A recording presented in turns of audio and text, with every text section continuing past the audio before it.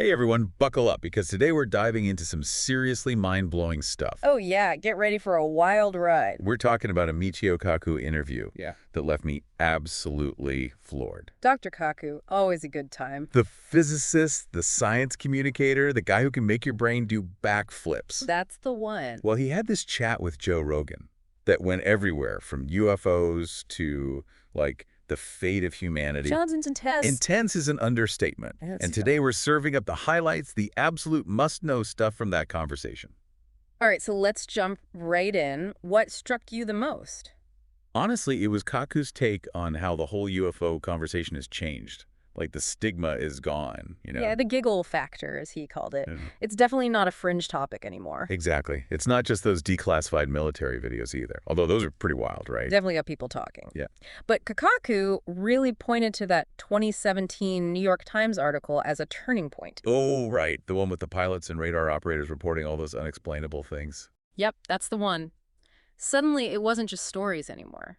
You had credible witnesses, multiple sources. And it forced the scientific community to take notice. It's not just anecdotal anymore.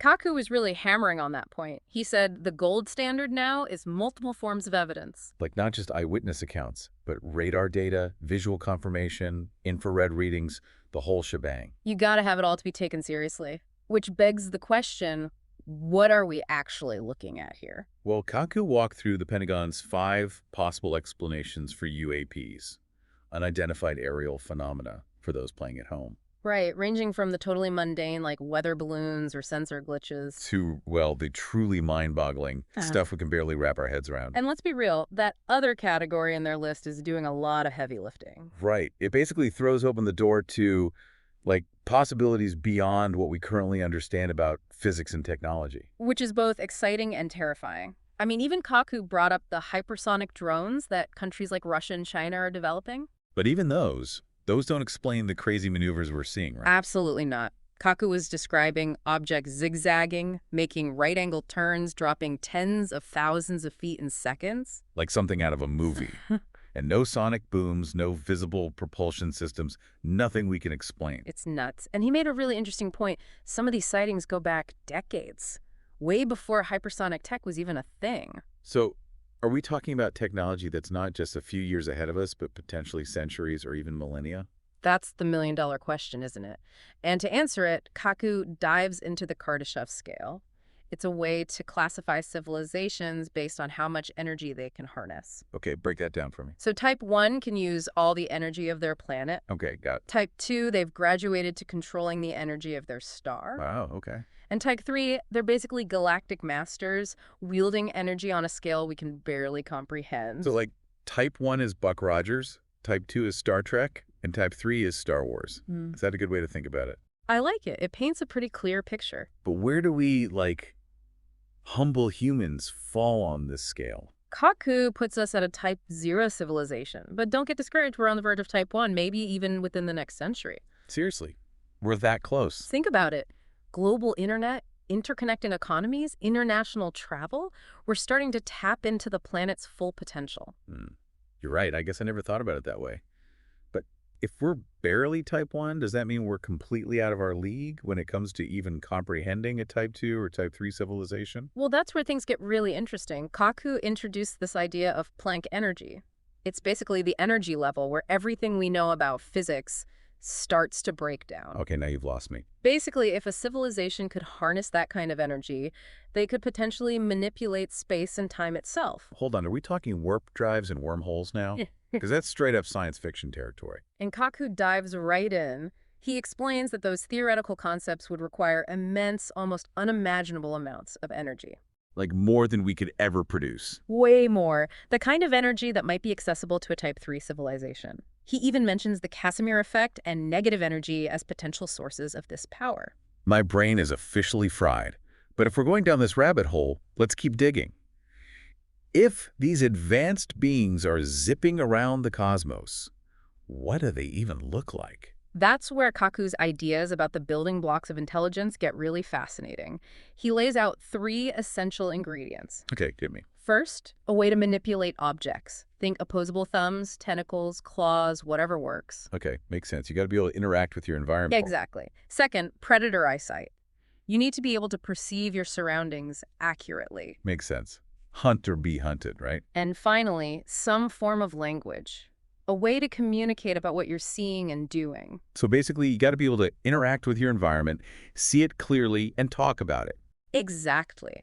And here's the kicker. Kaku says these ingredients can be combined in an almost infinite number of ways, leading to forms of intelligence that are wildly different from our own. So we might not even recognize alien intelligence if we bumped into it. That's both exciting and a little terrifying. Totally agree. And to drive that point home, he brings up a pretty surprising example: ant societies. Wait, ants? What do ants have to do with aliens? Think about it. Ants can demonstrate complex behaviors, build intricate structures, even wage war. Yeah, they're surprisingly organized. Right. And they do all that with very limited communication, mostly using chemical signals. Kaku suggests that this could be a model for a universal language that goes beyond our human concepts of spoken or written words. Okay, now that's a real head-scratcher. You're saying there could be a form of communication that bypasses language barriers, maybe even allows us to connect with a totally different species. It's a mind-blowing possibility, isn't it? And it leads to another one of Kaku's radical ideas: laser porting. Laser porting. Yeah. I've never heard of that. What is it? Imagine this: consciousness, digitized and transmitted at the speed of light via laser beams. Kaku thinks advanced civilizations might have figured this out, creating a network of interconnected minds across the universe. Whoa. Digital consciousness traveling at the speed of light. I need a minute to process this. It's a lot to take in, right? But that's just the tip of the iceberg. Yeah. Kaku goes even deeper into concepts like digital immortality and the connectome project. Trust me, there's much more to come.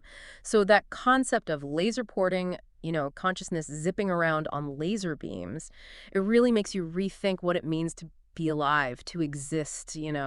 It's like straight out of Star Trek. But Kaku's so serious about it that you kind of have to take it seriously, too. He's not just throwing out wild ideas, he connects it to real science. Like he talks about this connectome project. Connectome project, that rings a bell, vaguely. It's this huge endeavor to map every single neural connection in the human brain.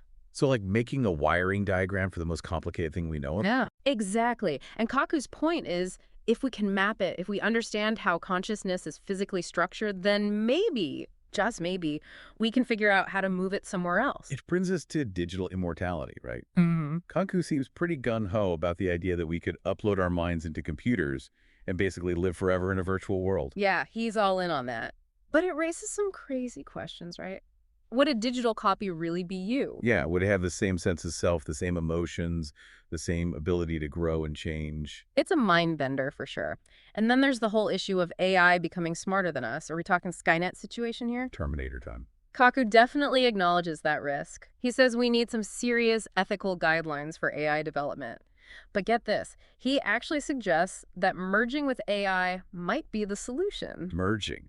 Like instead of fighting the robots, we become them. Kind of. Yeah. He says if we integrate our minds with AI, we could boost our own abilities, solve problems faster, even overcome our biological limits. So like instant access to all knowledge, thinking at warp speed, maybe even ditching disease and aging altogether. It's a wild vision, right? Makes you question what it means to be human in the first place. Would we still have emotions, creativity, individuality if we were part machine?